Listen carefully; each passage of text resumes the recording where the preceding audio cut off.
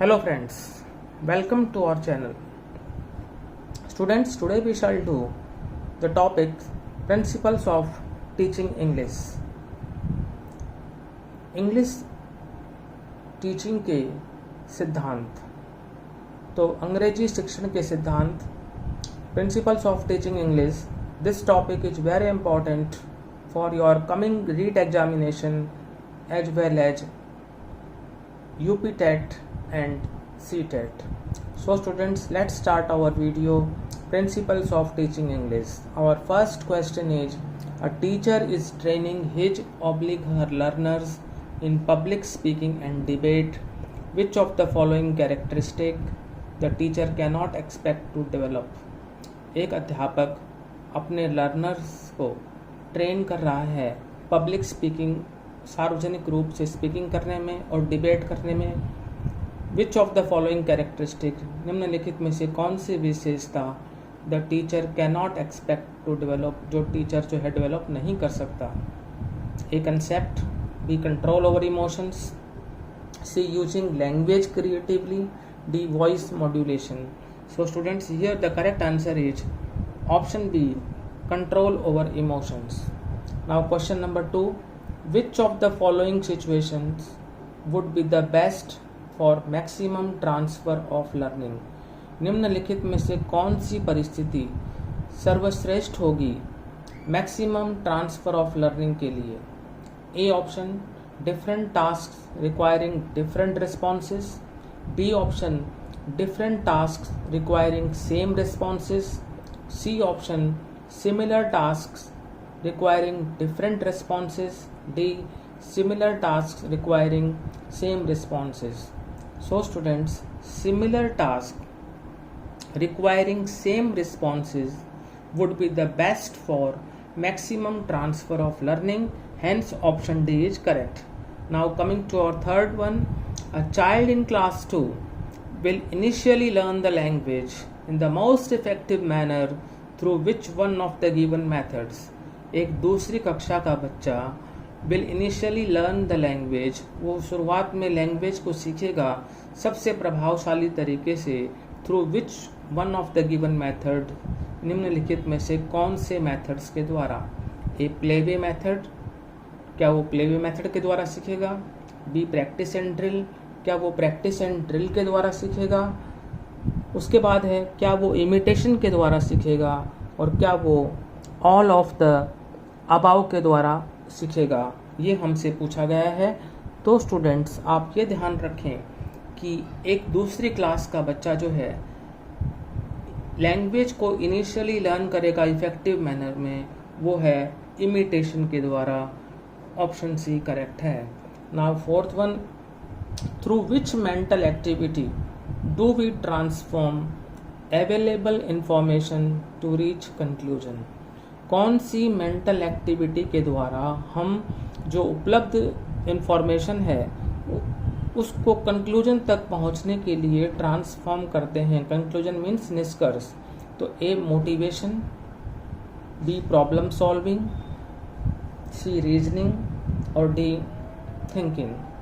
Motivation प्रेरणा, problem solving समस्या समाधान, रीजनिंग तर्क और थिंकिंग जो है चिंतन. तो स्टूडेंट्स, यहाँ पर जो अप्रोप्रिएट मेंटल एक्टिविटी होगी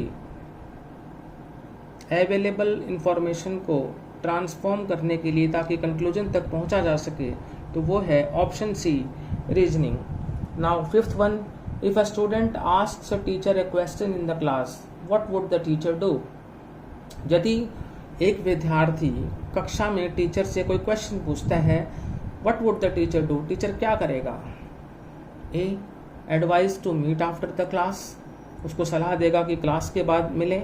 B encourage to participate in the discussion in the class, कि वो उसे एनकरेज करेगा, प्रोत्साहित करेगा कि वो क्लास के डिस्कशन में हिस्सा ले, पार्टिसिपेट करे. C encourage to ask more questions, और क्वेश्चंस पूछने के लिए एनकरेज करेगा. D encourage to search answers independently, वो उसको इस बात के लिए एनकरेज करेगा कि वो आंसर्स को इंडिपेंडेंटली सर्च करे. तो students, if a student asks a teacher a question in the class, the teacher would encouraged to participate in the discussion in the class. Option B here is correct. Now question number 6. As a language teacher, you want to ensure participation of more students in class. आप चाहते हैं कि भाई class में जो है ज़्यादा से ज़्यादा भागीदारी हो बच्चों की. Which of the following methods of teaching would you adopt? एक लैंग्वेज टीचर के रूप में आप चाहते हैं कि ज़्यादा से ज़्यादा बच्चों की क्लास में भागीदारी हो, तो निम्नलिखित में से आप कौन से मेथड्स को जो है वो अडॉप्ट करेंगे? A demonstration, B discussion, C recitation और D role play. As a language teacher you want to ensure participation of more students in class. Which of the following methods of teaching would you adopt? You would adopt students the discussion method. As a language teacher, you want to ensure participation of more students in class. Which of the following methods of teaching would you adopt? Here, the teaching method which would be adopted is discussion method. B option here is correct. Now, next one. A 12-year-old boy child enjoys using puns. एक 12 वर्षीय बच्चा जो है puns को enjoy करता है. This enjoyment indicate that she has. यह जो enjoyment है, यह जो आनंद है, ये इशारा करता है कि उसके अंदर क्या है. A metalinguistic awareness, कि उसके अंदर metalinguistic awareness है. B semantic slantic है. C deductive reasoning है. D mental blocks है. I again repeat the options. A metalinguistic awareness, B semantic slanting, C deductive reasoning, D mental blocks. Correct answer is option A, metalinguistic awareness. Now coming to our 8th question. Some criteria for the selection of language items should involve. Some criteria for the selection of language items should involve. कुछ criteria language items के selection के लिए उसमें क्या involve होना चाहिए? A enough worksheet for practice, B everyday vocabulary and sentences, C their learnability, coverage and teachability, D a focus on language rules. Some criteria for the selection of language items should involve their learnability, coverage and teachability. C option is correct. Now next one, question number 9. While translating a subject and using the translation in the mainstream curriculum, the benefit is.